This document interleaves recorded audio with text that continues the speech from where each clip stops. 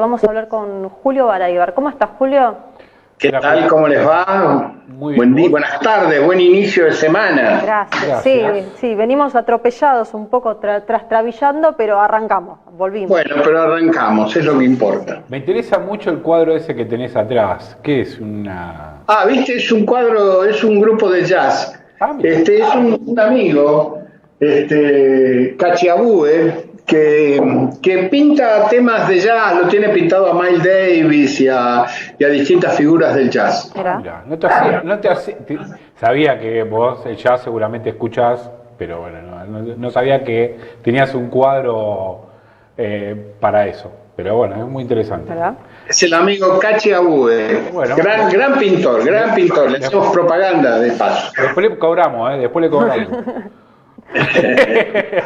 Julio, ¿qué pasa con el barco? ¿No se animaron a bajarlo? ¿Qué pasó? El barco... Y no, estamos hablando de Venezuela, estamos hablando de la flota de barcos mercantes. Son 5 barcos cargueros cargados de combustible, de petróleo, que mandó Irán, que le vendió Irán a Venezuela, y que tenían que cruzar el Mar Caribe, que está, por así decir, bajo control de la Cuarta Flota Norteamericana, con la misión de impedir cualquier ruptura del bloqueo que han puesto Estados Unidos sobre los puertos venezolanos. Sí. Y bueno, y venían los 5 barcos desde allá, desde Irán, que se acercaban al Mar Caribe, y la pregunta era qué iba a hacer la Cuarta Flota, para lo cual además, cualquiera fuese la actitud que tomase la Cuarta Flota, el Estado venezolano había dispuesto que tanto la Marina como la aviación escoltaran a los barcos iraníes una vez que entraran en mar territorial venezolano.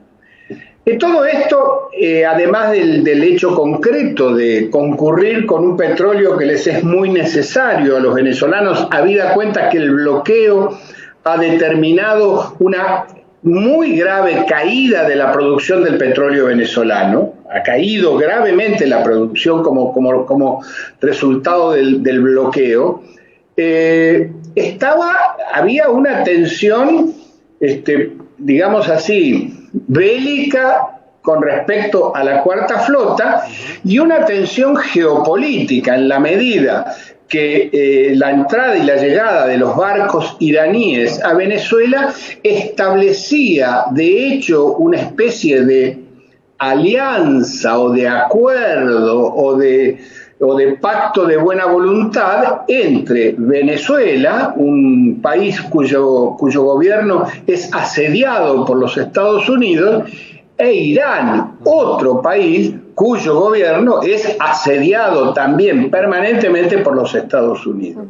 Los iraníes, por su parte, habían dicho que ellos considerarían un acto de guerra cualquier ataque a las naves iraníes rumbo a Venezuela, y que por lo tanto responderían como se responde ante un acto de guerra, habida cuenta que Irán tiene un sistema cohetístico, misilístico, defensivo de una gran potencia, para decirlo de alguna manera y que nos entendamos, capaz de poner un cohete en Tel Aviv, por ejemplo.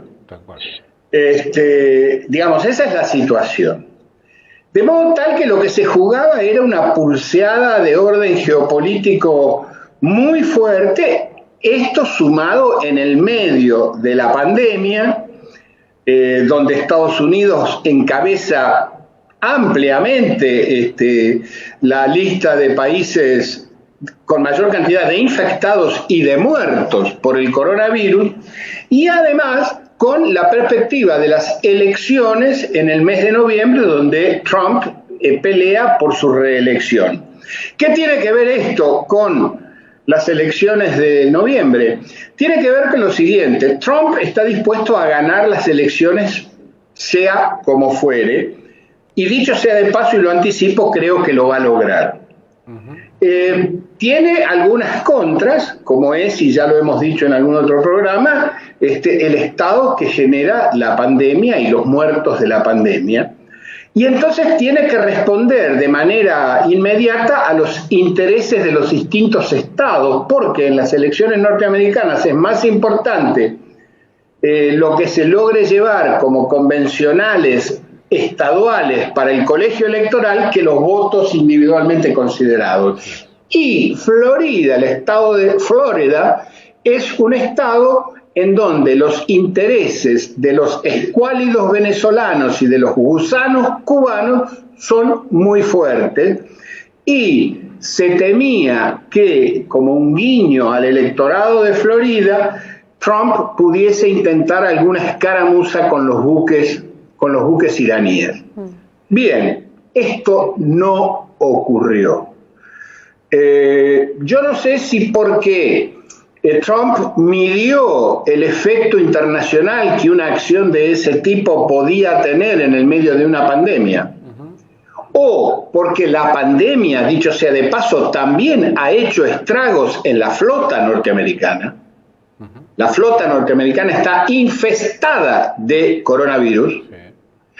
El hecho es que no ocurrió ningún percance, y es más, ni siquiera los barcos iraníes avistaron barcos norteamericanos, es decir, no hubo absolutamente la menor intervención, ni aún de lejos. También hay que, Julio, sí, también hay que decir que Trump es el menos belicista de los últimos al menos 4 presidentes. No, eso lo sabemos, y está muy bien que se repita porque no se suele decir con claridad eso. Es el menos belicista de los presidentes norteamericanos de los últimos 60 años. Sí, tal cual. Eso es definitivo, eso es así. Pero la idea de las elecciones y la presión de del lobby cubano-venezolano de Florida hacían dudar a ver si al tipo por ahí le hacía un guiño, le tiraba una cosita para decirle a los Florida, ve que yo estoy con los intereses de ustedes. Sí, claro. Bueno, no ocurrió.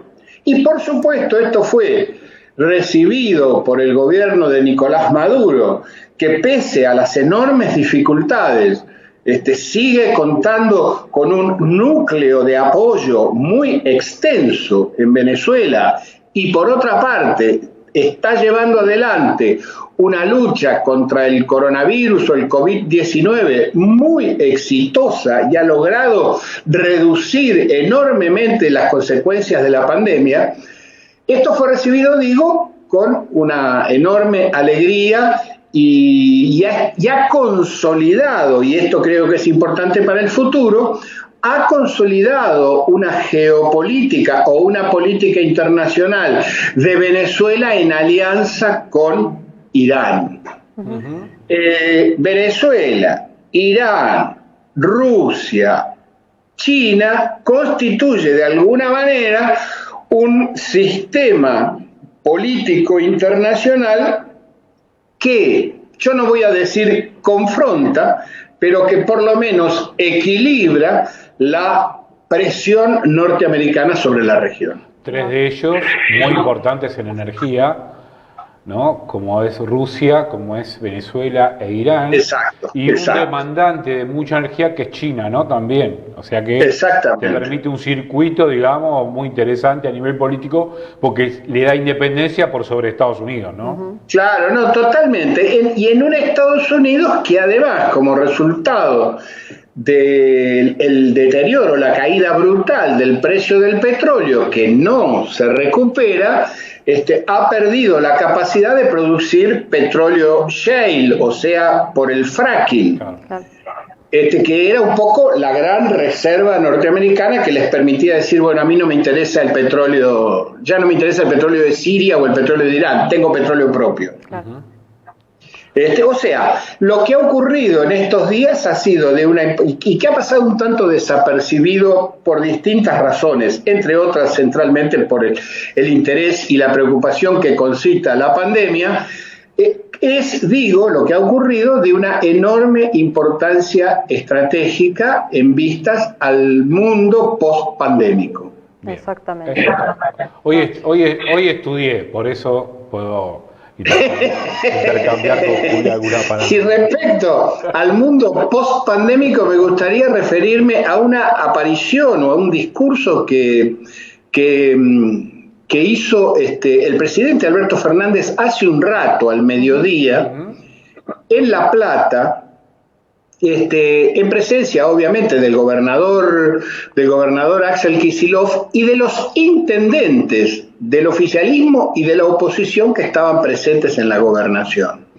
El acto era un acto para reactivar toda la obra pública en la provincia de Buenos Aires, obra pública que fue absolutamente abandonada por el gobierno de María Eugenia Vidal, y que en estas circunstancias tanto el gobierno central como el gobierno de la provincia de Buenos Aires intenta poner nuevamente en marcha, incluso como una manera de reactivar todo el movimiento económico de la provincia.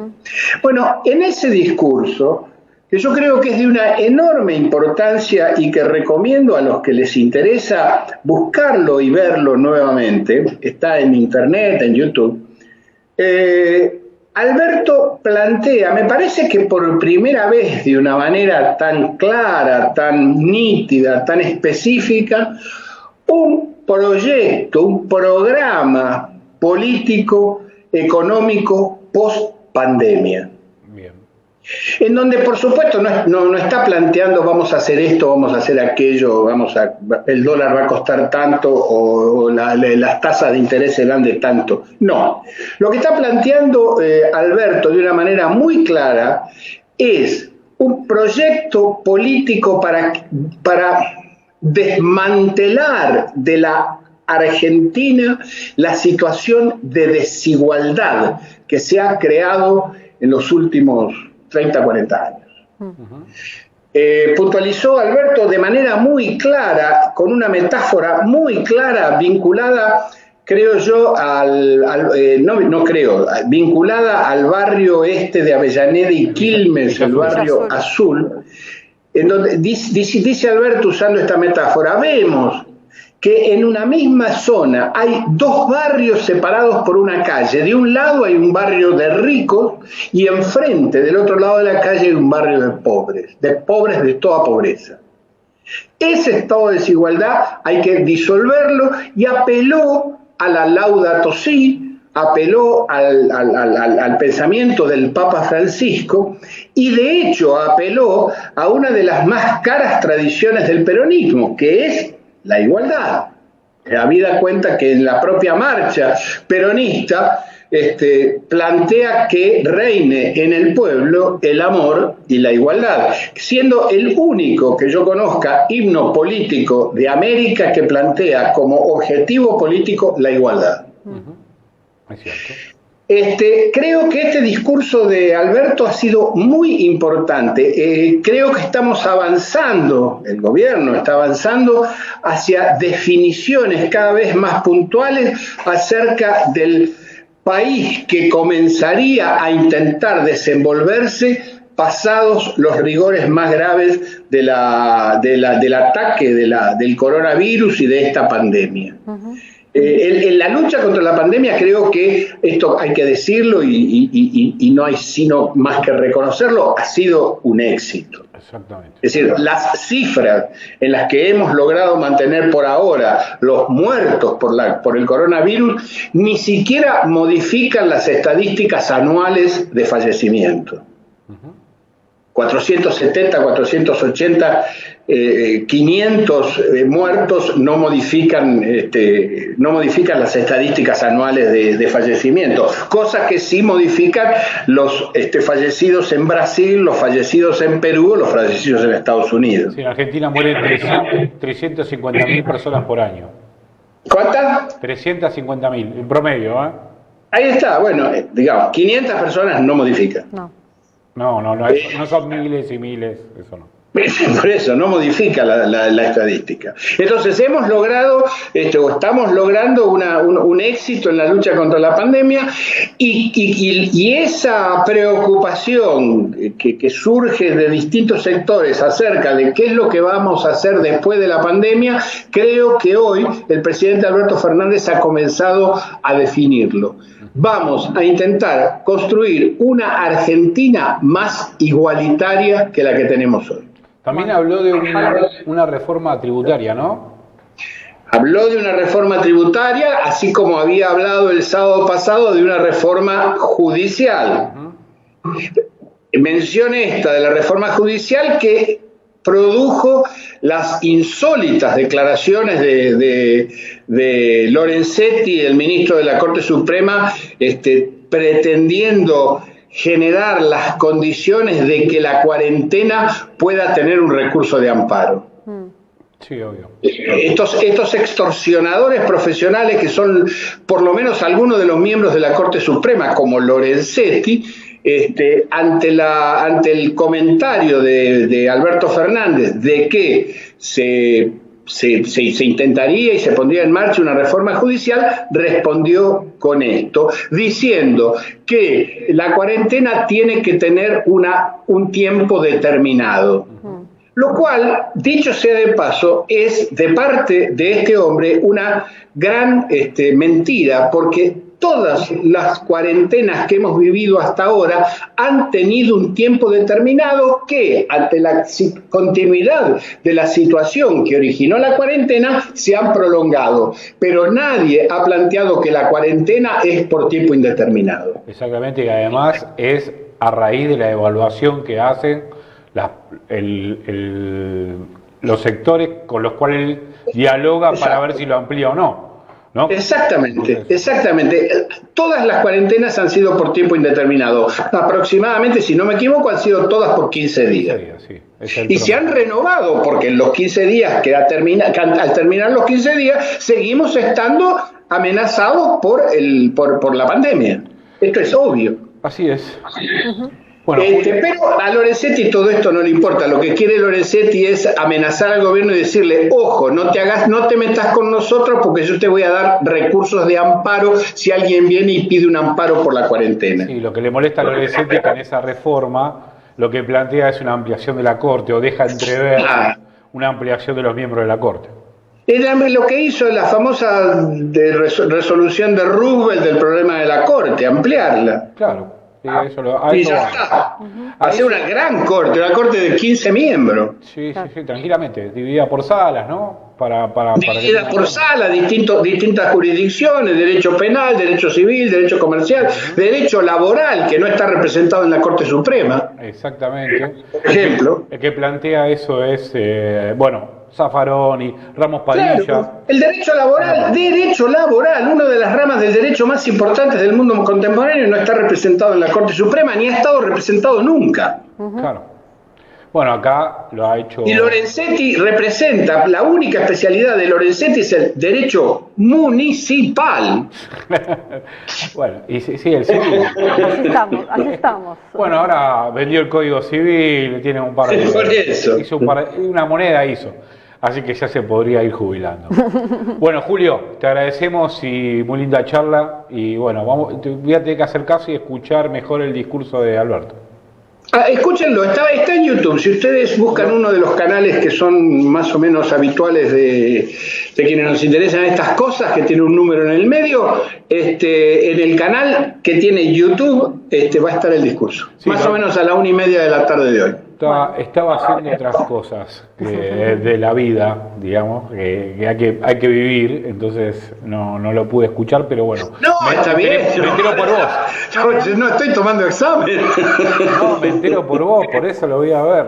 Por eso tenemos que hacer la comunidad organizada. Si no tenemos un Julio que mire los discursos, ¿de qué hablamos nosotros? Gracias, Julio. Totalmente.